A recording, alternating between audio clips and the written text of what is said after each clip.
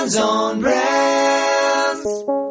Hey, what's up? It's Brandon here. We are talking today about paid, owned, and earned media.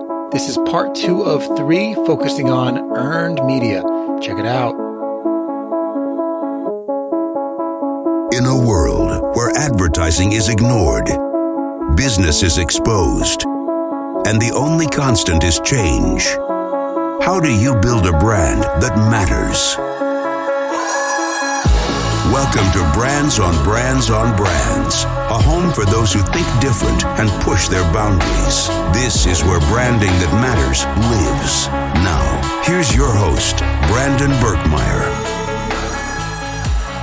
Welcome. Hey. Welcome to Brands on Brands on Brands. I'm Brandon Birkmeyer, your personal marketing coach, and I believe that building a brand that matters today is the only way for a business to thrive tomorrow. I appreciate you guys being here and listening today.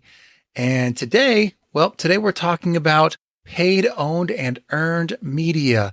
This is a 3-part series. We already talked about owned media in part 1, and you can go back to that. Today, we are talking about part 2, which is going to be earned media specifically. So we'll dive into that a little bit. But before we do, if you'd like to refer back to any of the specific lessons from today's episodes, go to brandsonbrands.com/140 for the full blog and downloadable resources. Also, I do want to let you know that I help people like you develop your personal brand. If you've ever thought about starting a personal brand or basically building content that can help your reputation, let me know. Reach out. If you have a podcast, I can audit your podcast. If you don't, I can help you start one. Let's figure it out together. Let's chat about your ideas. Just set up a call with me. Go to brandsonbrands.com/coach and we can chat it up. All right, now let's jump into the show. Brands on Brands. All right, paid, owned, and earned media. Specifically, again, we're talking about earned media today. Now, let me talk to you a little bit about what this show, how this came to be, how this episode came to be, what got me thinking about this. And really, it's a topic of content discovery. I know a lot of content creators out there that still have to ask the question, how do I get people to find the content that I'm creating? Because what's the point of creating it if no one's listening, right? So content discovery is something I wanted to talk a lot about. And the piece that we're focusing on is this earned media part. And your content discovery really, it gets nurtured when you can have more people exposed through it. And you can do that leveraging what we call earned media. Now, your audience already follows other people and other channels. That's the key to this. Your audience isn't out there living in a vacuum. They just haven't heard of you, but they are already walking through their day, listening to other people, joining groups that they find important, going to events, watching shows, listening to shows, and have the people that they follow and the channels that they listen to. They are consuming media already. Your job is not to convince them to consume media. Your job is to expose them to your content and your message. So one good way to do that is to introduce yourself to those audiences where they currently are. And the best part about earned media and taking this approach is that it's free. It doesn't cost you a cent to get featured on someone else's show. And what it will take is a little bit of effort, a little bit of planning, a little bit of strategy. And that's what we're going to talk about today. So the reason that we want to be paying attention to today's episode is that basically when you're out there meeting people that are new for the first time, when you are introducing your brand to new people for the first time, it helps to have someone introducing you. Think about when you go to a party. It's hard to be a stranger that walks up and introduces yourself to someone you've never met before. But if you know someone and that person walks you around the party and introduces you to new people, they are more than happy to receive you and to learn more about you. And it's just like that with media. No one wants to talk to strangers. The point is to have someone else tell your story for you. If you can take those steps, then you'll be on your way to leveraging earned media in the right way. So what we'll dive into a little bit is what is earned media specifically? What's the role it'll play in your business and in your content creation process and content discovery process? and what are some of the tactics you can take to generate discovery leveraging earned media. So we'll go through those. Now, let's start with what is it? What is earned media? The best way to think about it is as word of mouth and exposure on other people's channels, like we were just talking about. Word of mouth and exposure on other people's channels is basically the foundation of earned media. It is the things that other people say about you. Now, that can be through publicity or PR, public relations, basically you finding a way to be featured or have your content featured or your message featured, or you yourself featured on someone else's show or in an article, a popular publication in your industry, or a podcast in your industry, or a Facebook Live or a YouTube channel, you being featured on someone else's show or you being talked about in someone else's article is traditional publicity. And that's all earned because someone else has done the work to create that channel, and you show up, you provide your point of view, and then they share that with all of the people that they've developed over time as their following, their fan base. So publicity is one piece of earned media. Sharing and advocacy is another part of earned media. And that would be where the things that you create and you post on your channels are then shared by other people on their channels. So think of someone reposting your tweet or retweeting your tweet, or think of someone resharing your Facebook or Instagram post, or tagging you in a post for something that you've created.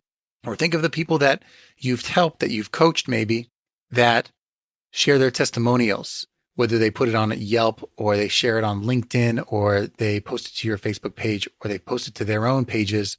There's someone saying, this person's helped me, or this message that they had really resided with me, or I love that they said this and it spoke to me today, whatever that is. A big part of earned media is other people telling your story, and it could be on their channels. Maybe it's on a big media channel, but it's their 100 followers or their 500 followers. And that can get larger and larger. Maybe there's someone you meet that has a lot of influence. You getting into their channels is important. And that might be, maybe they have a Facebook group that's really engaged. That's 100 people or 1,000 people. Or maybe they actually have built influence as an individual. Someone in your industry is either speaking on stages or writing books, or has built a decent following on social media. Or maybe they have a large engaged email list. Finding a person in your industry, an influencer in your industry, might be the ticket for you. That's another piece of earned media, those influencer relationships. So part of this is, how do you get out there, submit your information to public media channels, that's publicity, or get your people to share it on their channels, that's sharing and advocacy, or get influencers in your space or peers in your space to tell your story for you. And that's building relationships. So that's the core piece of earned media that I want you guys to think about when you're figuring out how to get your content discovered. Now, what's the role that earned media plays in content discovery? We're going to talk about this. Why do you go through the trouble, right? Well, the first is, when you think about that person in the party example we talked about, is trust. Trust through association. The person you know already has a relationship with their audience or with the other people. And when someone takes you and introduces you, they are trusting not you, but the person you're with, that they are introducing someone that is worthy of being introduced. Because why would they take the time if they didn't like you, for example? So the first part is trust through association. You've somehow made an acquaintance that is connected to that person and you want them to introduce you. So trust through association is one of the roles of earned media. Another is kind of along that same route, but think of it as, instead of you having to find audiences that we call cold audiences that have never heard of you, it's a warm introduction to a cold audience. So it's like having a warm audience, except someone else has warmed them up for you. So a lot of you are trying to figure out how to get strangers to like you or to know you.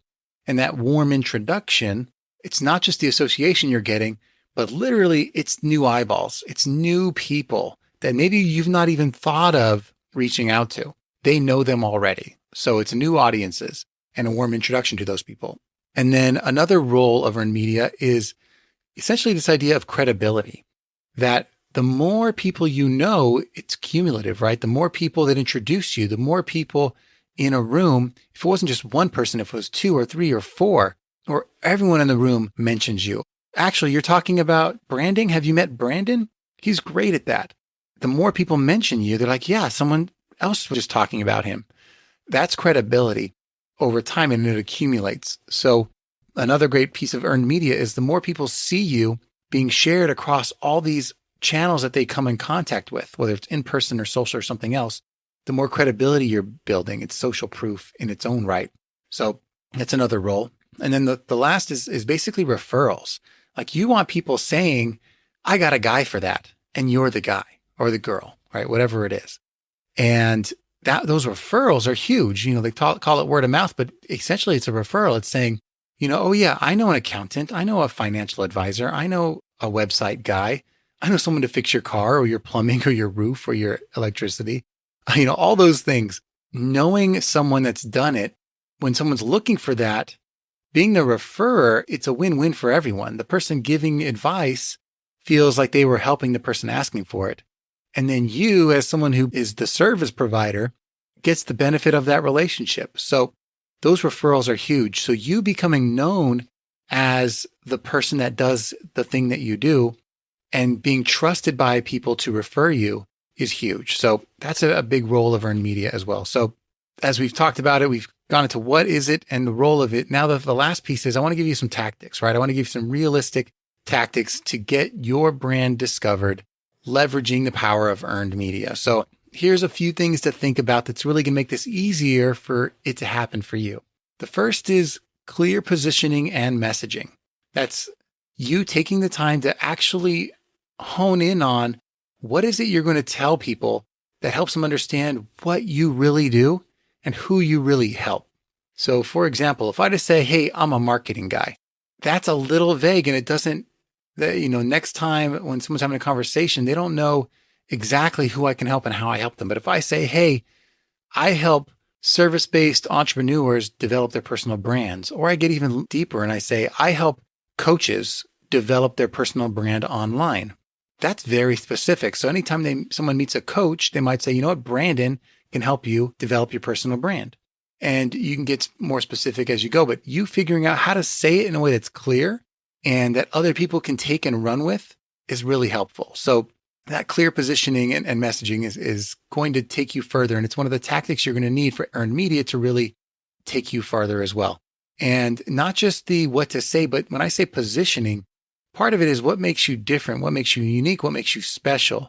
And you might have to explain that in multiple ways. It might be you explaining your experience. Hey, myself, I've been in marketing 18 plus years. I worked with massive brands and I take what I've learned and apply it to personal brands. And I've also built it for myself.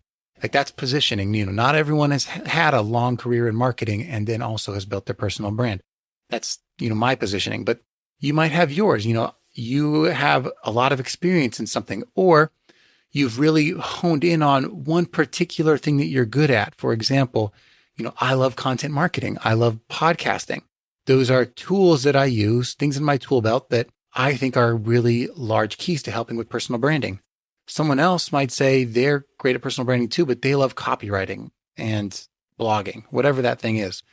Those are two different people serving the same audience, but with a different background or skill. So you want to position yourself in a market so people understand what is it that you're good at and how are you different than other people that do the same thing you do. So if you want to be able to leverage the power of earned media, being able to understand how to say what you do, who you do it for, and how you do it in a clear way that differentiates you from everyone else that does it is going to be one of your first steps.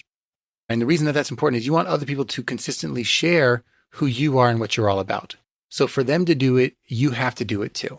If you want other people to share who you are and what you are about, you have to do it first on a consistent basis. And as you do it over and over and over, it'll embed in their minds and they'll be able to do it as well. So the next thing is you need to build meaningful relationships. If you want people in your industry, you want your peers to talk about you, then you have to build relationships with them. And, we talk about networking and building your pool of influence, but essentially it's all about relationships. So the more people you know, and the more people that know you and like you and want to help you, the more people are going to be available to share your information with others. So building meaningful relationships is a huge step. And think about it this way.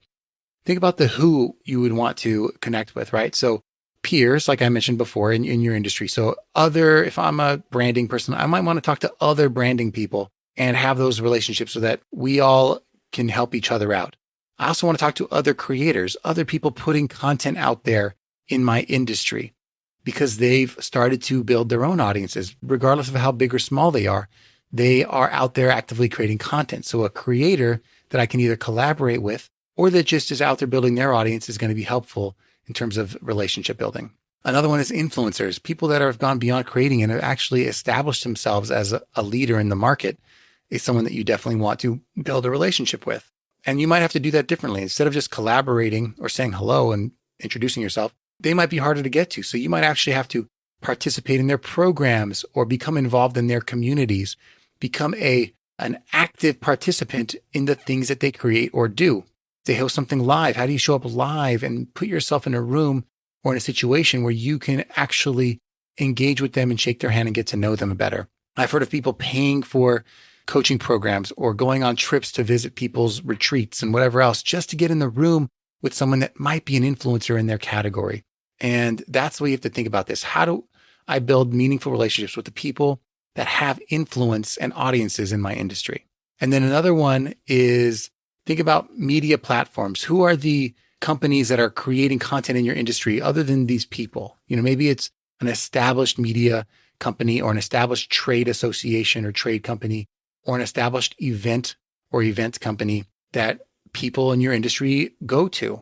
Like I like to podcast. I go to podcasting conventions and podcasting events.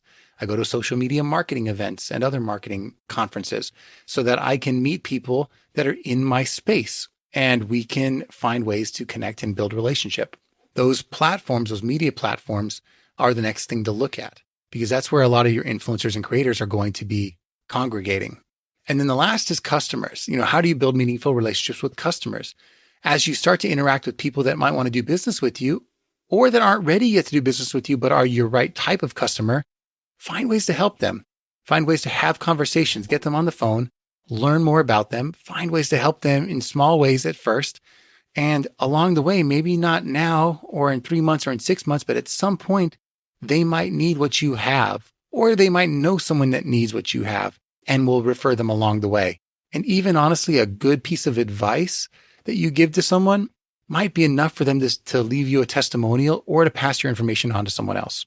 If you can think about this as building relationships one at a time, making an impact on one person at a time, your efforts will go a lot further.